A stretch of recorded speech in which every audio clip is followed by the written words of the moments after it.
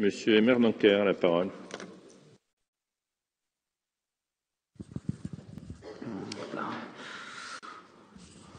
Monsieur le Président, chers collègues, mon intervention, qui se veut assez transversale par le sujet qu'elle évoque, va aujourd'hui, à l'instant T, arriver en parfait complément de l'intervention de Madame Pareux, dont je salue l'engagement sur la thématique, à savoir le handicap. Alors, je fais cette intervention justement par rapport aux personnes en situation de handicap qui sont souvent citées comme une priorité nationale dans tout ce qui est le domaine de l'inclusion ou de leur accompagnement dans l'emploi et notamment dans l'industrie.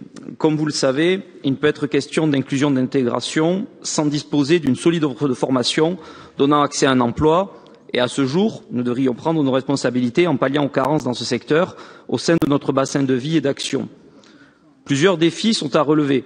La capacité de proposer des formations adaptées post-bac sur le modèle existant des CFA spécialisés, qui en la matière font un travail exemplaire, mais hélas cantonnés à des formations donnant accès à des emplois subalternes, souvent peu valorisés et mal rémunérés.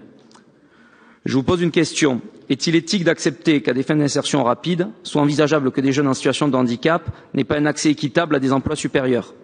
La lutte contre le déterminisme social doit s'entendre également pour les personnes en situation de handicap. Plusieurs difficultés sont identifiées en la matière. Tout d'abord, le peu de formation supérieure proposée à ces publics. Deuxièmement, la mise en accessibilité des locaux de vie des internats où beaucoup de travail reste à faire pour permettre très souvent une simple mise aux normes. Si un élève aurait souhaité suivre une formation dans un établissement non aménagé, pensez-vous qu'il aurait postulé en sachant qu'il ne peut pas se déplacer correctement à l'intérieur?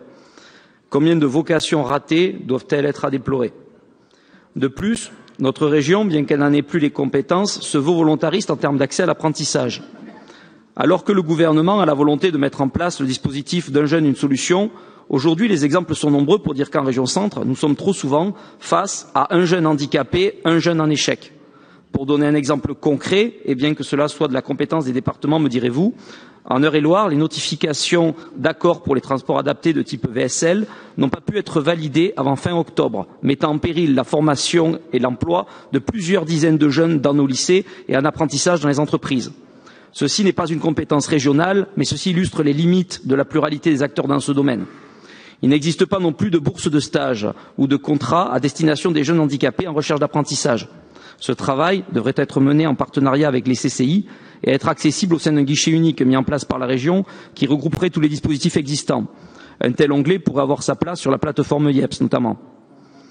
J'ai bien le souhait que chacun de nous, quelle que soit sa couleur politique, accepte que ce sujet doit être une priorité.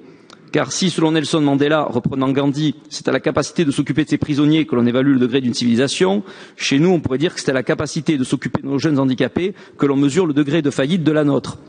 Aujourd'hui, les jeunes en situation de handicap sont les prisonniers des limites de nos institutions. Le développement de la cybersécurité sur la région centre, que nous allons voir plus tard, peut être et doit être une opportunité de proposer des formations supérieures en informatique pour les jeunes en situation de handicap. Ces formations, de par leur forme numérique, sont plus faciles à adapter aux différents publics, qu'ils soient en mobilité réduite, malvoyants ou encore atteints de troubles du spectre autistique. Je remercie chacun d'entre vous pour toute l'attention que vous porterez à la réalisation de ces objectifs et à la problématique du handicap en général. Merci à vous.